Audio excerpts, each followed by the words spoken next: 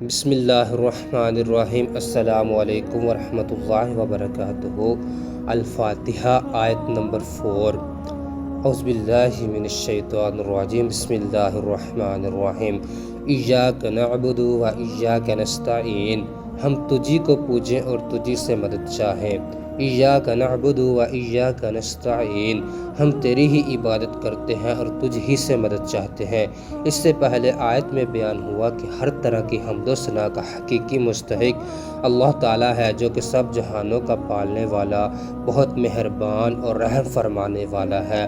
اور اس آیت سے بندوں کو سکھایا جا رہا ہے کہ اللہ تعالیٰ کی بارگاہ میں اپنی بندگی کا اظہار یوں کرو کہ اے اللہ عز و جل، ہم صرف تیری ہی عبادت کرتے ہیں، کیونکہ عبادت کا مستحق صرف تو ہی ہے اور تیرے علاوہ اور کوئی اس لائق ہی نہیں کہ اس کی عبادت کی جا سکے، اور حقیقی مدد کرنے والا بھی تو ہی ہے۔ تیری اجازت و مرضی کے بغیر کوئی کسی قسم کی ظاہری، باطنی، جسمانی، روحانی، چھوٹی بڑی کوئی مدد نہیں کر سکتا۔ عبادت اور تعظیم میں فرق۔ عبادت کا مفہوم بہت واضح ہے۔ سمجھنے کے لیے اتنا ہی کافی ہے کہ کسی کو عبادت کے لائق سمجھتے ہوئے اس کی کسی قسم کی تعظیم کرنا عبادت کہلاتا ہے، اور اگر ہم عبادت کے لائق نہ سمجھیں تو وہ محض تعظیم ہوگی، عبادت نہیں کہلائے گی۔ جیسے نماز میں ہاتھ باندھ کر کھڑا ہونا عبادت ہے، لیکن یہی نماز کی طرح ہاتھ باندھ کر کھڑا ہونا استاد، پیر یا ماں باپ کے لیے ہو تو محض تعظیم ہے، عبادت نہیں۔ اور دونوں میں فرق وہی ہے جو ابھی بیان کیا گیا ہے۔ آیت ایاک نعبد سے معلوم ہونے والی اہم باتیں۔ آیت میں جمع کے صیغے ہیں جسے ہم تیری ہی عبادت کرتے ہیں۔ اس سے معلوم ہوا کہ نماز جماعت کے ساتھ ادا کرنی چاہیے، اور دوسروں کو بھی عبادت کرنے میں شریک کرنے کا فائدہ یہ ہے کہ گناہ گاروں کی عبادتیں اللہ تعالیٰ کی بارگاہ کے محبوب اور مقبول بندوں کی عبادتوں کے ساتھ جمع ہو کر قبولیت کا درجہ پا لیتی ہیں۔ لہذا یہ بھی معلوم ہوا کہ اللہ تعالیٰ کی بارگاہ میں اپنی حاجت عرض کرنے سے پہلے اپنی بندگی کا اظہار کرنا چاہیے۔ امام عبداللہ بن احمد نصفی رحمۃ اللہ تعالیٰ علیہ فرماتے ہیں، عبادت کو مدد طلب کرنے سے پہلے ذکر کیا گیا، کیونکہ حاجت طلب کرنے سے پہلے اللہ تعالیٰ کی بارگاہ میں وسیلہ پیش کرنا قبولیت کے زیادہ قریب ہے۔ اللہ تعالیٰ کی بارگاہ میں وسیلہ پیش کرنے کی برکت ہر مسلمان کو چاہیے کہ وہ اللہ تعالیٰ کی بارگاہ میں کسی کا وسیلہ پیش کر کے اپنی حاجات کے لیے دعا کیا کرے، تاکہ اس وسیلے کے صدقے دعا جلد قبول ہو جائے۔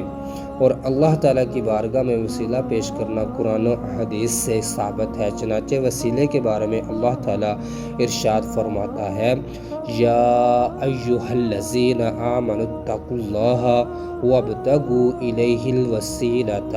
ترجمہ کنز العرفان۔ اے ایمان والو، اللہ سے ڈرو اور اس کی طرف وسیلہ ڈھونڈو۔ اور سنن ابن ماجہ میں ہے کہ ایک نبینہ صحابی بارگاہ رسالت صلی اللہ تعالیٰ علیہ وسلم میں حاضر ہو کر دعا کے طالب ہوئے، تو آپ صلی اللہ تعالیٰ علیہ وسلم نے انہیں اس طرح دعا مانگنے کا حکم دیا۔ ترجمہ، اے اللہ، میں تجھ سے سوال کرتا ہوں اور تیری طرف نبی رحمت حضرت محمد صلی اللہ تعالیٰ علیہ وسلم کے ساتھ متوجہ ہوتا ہوں۔ اے محمد صلی اللہ تعالیٰ علیہ وسلم، میں نے آپ صلی اللہ تعالیٰ علیہ وسلم کے وسیلے سے اپنے رب عز و جل کی طرف اپنی اس حاجت میں توجہ کی تاکہ میری حاجت پوری کر دی جائے۔ اے اللہ، بس تو میرے لیے حضور صلی اللہ علیہ وسلم کی شفاعت قبول فرما۔ آمین ثم آمین۔ اللہ تعالیٰ کی عطا سے بندوں کا مدد کرنا اللہ تعالیٰ ہی کا مدد کرنا ہے۔ یاد رہے کہ اللہ تعالیٰ اپنے بندوں کو دوسروں کی مدد کرنے کا اختیار دیتا ہے، اور اس اختیار کی بنا پر ان بندوں کا مدد کرنا اللہ تعالیٰ ہی کا مدد کرنا ہوتا ہے۔ جیسے غزوہ بدر میں فرشتوں نے آ کر صحابہ کرام رضی اللہ تعالیٰ عنہم کی مدد کی، لیکن اللہ تعالیٰ نے ارشاد فرمایا، وَلَقَدْ نَصَرَكُمُ اللَّهُ بِبَدْرٍ وَأَنْتُمْ أَذِلَّةٌ۔ ترجمہ کنز العرفان۔ اور بے شک اللہ نے بدر میں تمہاری مدد کی جب تم بالکل بے سر و سامان تھے۔ یہاں فرشتوں کی مدد کو اللہ تعالیٰ کی مدد کہا گیا۔